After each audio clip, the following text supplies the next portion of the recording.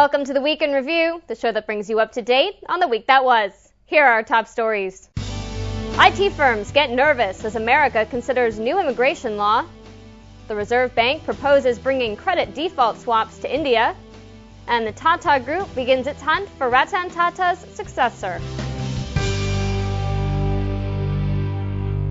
Starting off, new visa laws could hit India's IT industry in the coming months. On Thursday, the U.S. Senate passed a bill that drastically increases fees for two key work visas, the H-1B and the L-1, with prices both up $2,000. The higher fees could surge costs for Indian companies, which use the two visas to place thousands of employees at their American offices.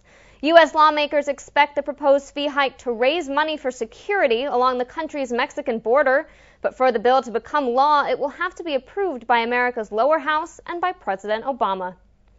And the Indian government has changed its own policy on foreign IT workers here in India. A clarification from the Home Ministry says the minimum $25,000 a year requirement is back for international workers in IT and IT-enabled services.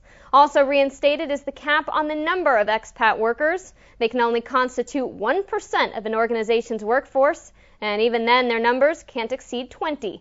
The new rules apply only to Indian firms hiring within the country and not to employees at their foreign locations.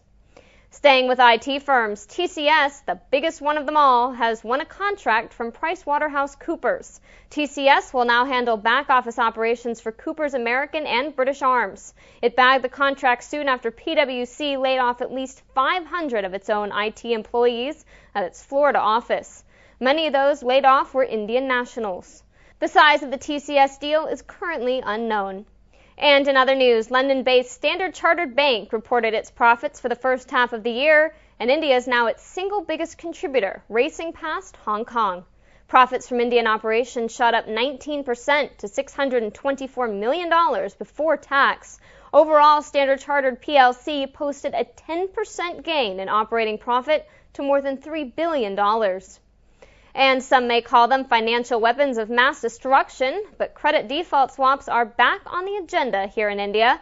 On Wednesday, the RBI once again proposed introducing the instruments in local markets. It's inviting comments to its draft guidelines until the 4th of October.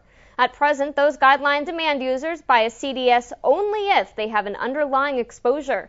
That effectively prevents CDSs from being used as trading instruments. CDSs allow lenders to insure themselves against defaults by borrowers, and they were widely blamed for worsening 2008's financial meltdown.